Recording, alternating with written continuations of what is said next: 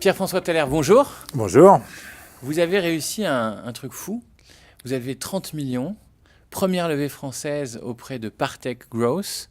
Comment vous avez fait ce pari en si peu de temps de passer d'une PME de moins de 5 millions à une PME de plus de 30 millions et de lever, grâce à ce succès, 30 millions? Alors, comment est-ce qu'on a réussi ça? Déjà, on a pris un peu notre temps quand même, parce qu'on a attendu 10 ans avant de lever notre premier tour de table significatif. Voilà, donc on a bâti la société progressivement, on l'a internationalisé, on a eu 10 ans de croissance profitable ou à l'équilibre, voilà, avant de décider il y a 2 ans effectivement de passer la vitesse supérieure et de lever des fonds auprès de Partech pour aller plus loin dans l'investissement, dans l'innovation, aller plus loin dans l'internationalisation. Et malgré ces 30 millions, vous restez majoritaire avec votre associé fondateur? On est resté majoritaire, effectivement.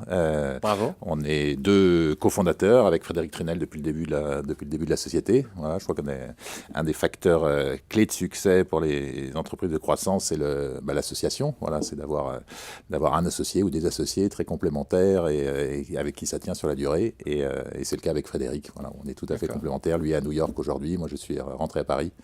Et on travaille ensemble pour continuer à développer Ecovadis. Donc déjà, première clé de succès, un cofondateur de qualité et une gouvernance à 2 qui apparemment fonctionne. Exactement, je pense que je vois beaucoup d'exemples d'entreprises où après 3 ans, après 4 ans, après 5 ans, il y a des dissensions entre fondateurs parce que pas forcément le même appétit au risque ou pas forcément les mêmes ambitions. Voilà, c'est pas facile de trouver le bon mariage et je pense que c'est une des choses les plus importantes quand on décide de lancer une entreprise. Donc, autre clé, trouver la synchronisation des ambitions et puis rester synchrone. Alors, une clé pour réussir un couple qui reste synchrone? Rester synchrone, c'est beaucoup se parler. On a passé les 10 premières années dans le même bureau, voilà, assis face à face. Depuis 4 ans, c'est un peu différent parce que moi, je suis parti aux États-Unis, lui m'a suivi, je suis rentré.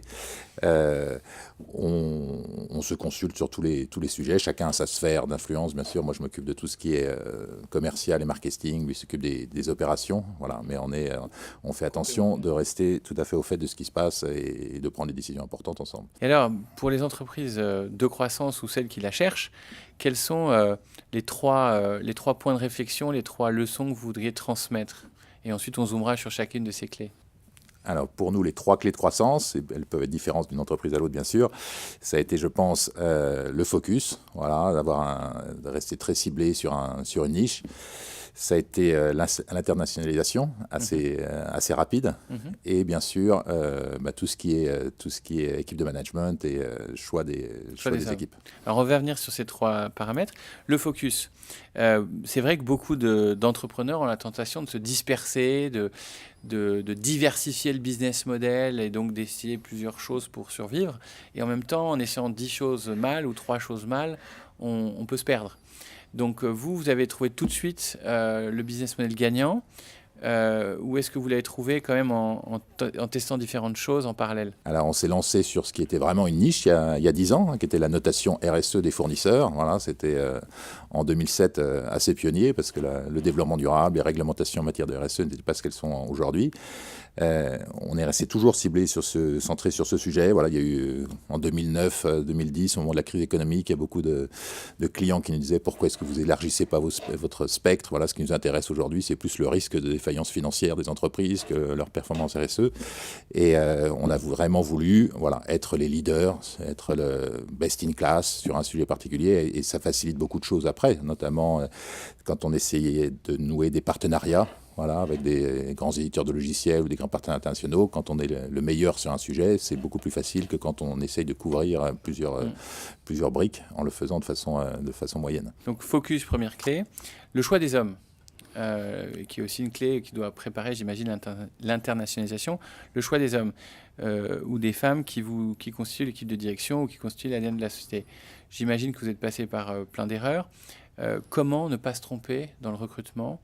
Comment chercher le mouton à 6 pattes ou à 5 pattes? Alors, ne pas se tromper sur le recrutement, c'est déjà avoir des process d'évaluation de recrutement assez poussés. Mon associé Frédéric a monté plusieurs sociétés qui étaient dans le domaine du recrutement. Voilà, il a fait ça pendant 10 ans. Donc, c'est vraiment son cœur de métier.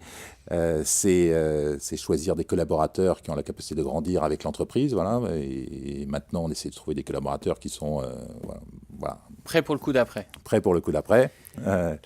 Et puis, c'est mettre avant l'expérience ou avant les compétences, les valeurs. Voilà, s'assurer que ce sont des gens qui vont respecter les valeurs de l'entreprise, ce qui permet après d'alléger beaucoup de choses en termes de reporting, de gouvernance, de contrôle, quand on est certain de travailler avec des gens qui respectent les valeurs qui sont celles qu'on a définies, quoi.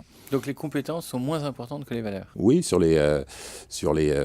on recrute des commerciaux, voilà, on cherche pas des commerciaux qui ont vendu des solutions dans ce domaine-là. D'ailleurs, nous, on a créé une niche, donc il n'y avait pas beaucoup de gens d'expérience. On cherche des commerciaux qui ont de fortes compétences commerciales, mais qui savent, qui vont savoir supporter les clients, s'assurer que les clients, on les renouvelle et qu'on les garde depuis 10 ans. Des relations long terme, des relations saines. Exactement. Et sur cette notion de recrutement, il y a aussi une notion un peu invisible. Souvent, c'est le contrat moral. Par exemple, recruter quelqu'un pour qu'il donne tout à une entreprise de croissance.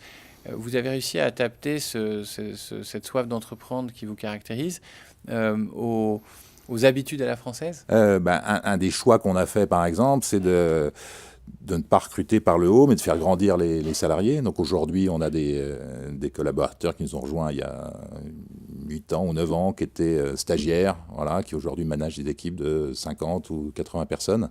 Donc ça veut dire beaucoup de coaching et de formation. Voilà, mais on a aussi du coup une grande stabilité dans l'équipe de management, ce qui est une force incroyable. Et alors, un choix structurant que vous avez fait assez tôt, c'est de s'internationaliser relativement tôt. C'est un pari, c'est souvent plein de risques.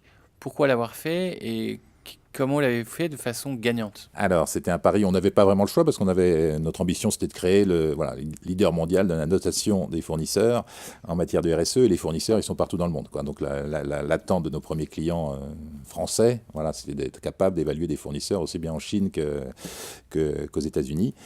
On l'a fait en faisant on utilise certaines choses, voilà, pour permettre ça. C'est notamment de recruter des collaborateurs internationaux dans le bureau de Paris, très rapidement, qu'on travaillait avec nous pendant 2, 3, 4 ans et qu'on a pu envoyer après, ouvrir des bureaux en Allemagne, ouvrir des bureaux aux États-Unis, plutôt que ce que font souvent les entreprises, qui est, au bout de 3 ans, 4 ans, essayer de trouver un manager pour le bureau de New York. Et là, la greffe est beaucoup plus difficile.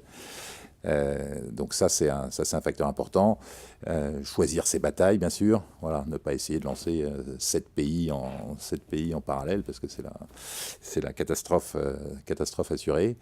Et voilà, avoir le bon niveau d'investissement dans chaque pays. On a fait des erreurs. Voilà, il y a UK, par exemple, pendant de nombreuses années, on a sous-investi et on a pris beaucoup de retard. Voilà, maintenant, quand on démarre dans un pays, voilà, on met le paquet. Est-ce que l'internationalisation a précédé la levée de fonds ou est-ce que c'est la levée de fonds qui a permis l'internationalisation? L'internationalisation a précédé la levée de fonds parce que quand on a fait la levée de fonds avec Partech, voilà, on avait déjà des clients dans 80 pays, je pense, et notre chiffre d'affaires devait être à 70% à l'international.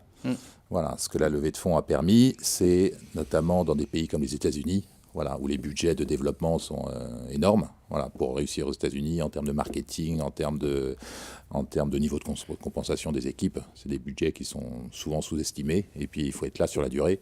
Voilà, donc ce que la levée de fonds nous a permis, c'est d'avoir vraiment les moyens de se déployer aux États-Unis et pas seulement d'avoir quelques premiers clients en test. Et alors, autre clé de succès, c'est de trouver les fonds pour passer une étape que vous avez su repousser jusqu'à une dizaine d'années avant d'accélérer avec un tiers, Partech. Dans le choix de l'investisseur, et je sais que vous avez eu l'embarras du choix.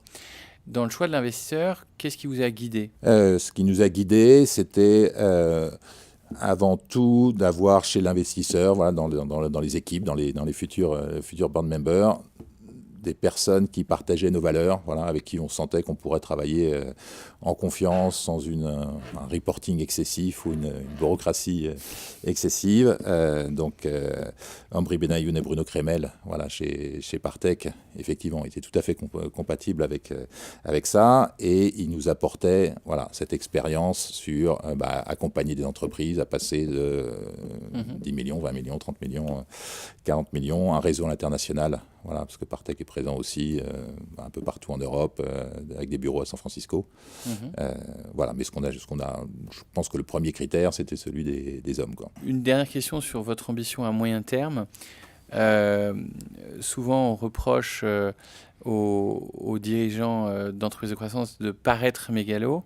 À l'inverse, aux États-Unis, des fonds d'investissement comme Marc Andreessen, Andreessen Horowitz disent nous, notre boulot, c'est de baquer les mégalos. Comment vous voyez ce rapport à l'ambition et notamment jusqu'où être mégalomaniaque et comment le communiquer, au sens comment communiquer l'ambition à ses équipes sans paraître mégalomaniaque? La meilleure façon de communiquer l'ambition aux équipes, c'est pas sur des critères financiers, de croissance, etc. C'est sur la mission de l'entreprise ce qu'on cherche à atteindre. Voilà, l'objectif d'Ecovadis, c'est de transformer les chaînes d'approvisionnement, d'utiliser le levier des directions achats des grands groupes qui gèrent des milliards d'achats pour faire évoluer les pratiques environnementales et sociales dans des dizaines de milliers d'entreprises.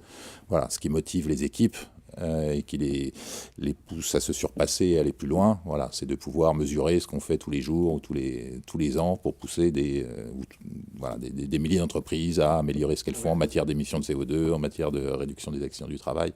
Voilà, c'est ça le meilleur moyen d'entraîner les équipes à aller plus loin. Et votre segment de marché était inexistant, vous l'avez créé ce marché, vous l'avez en tout cas incarné et vous avez fait grandir ce marché, il a grandi avec vous. Jusqu'où pensez-vous que vous pouvez entraîner Ecovadis? Est-ce que c'est une boîte en centaines de millions d'euros? Est-ce que c'est une boîte qui peut dépasser le milliard de chiffre d'affaires? Alors, à nouveau, plus en termes d'impact que de métriques financiers. Aujourd'hui, quelque part, on scratch the surface, comme disent les Anglais. On a 50 000 clients, entreprises évaluées. Voilà, on estime qu'il y a entre 1 et 2 millions d'entreprises qui travaillent dans les supply chains des grandes multinationales. Donc, il y a encore un potentiel de croissance de x100, si ce n'est plus. Pour y arriver, il faudra qu'on fasse évoluer ce qu'on fait aussi. Voilà, on ne va pas le faire en juste rajoutant faisant croire les équipes. On travaille beaucoup sur l'intelligence artificielle, sur l'automatisation, sur transformer notre plateforme technologique pour être capable de démultiplier le nombre d'entreprises qu'on évaluera partout dans le monde. Donc, belles ambitions, vous n'êtes qu'au début de l'aventure. On n'est qu'au début de l'aventure et on continue à s'amuser. Merci beaucoup. Merci beaucoup.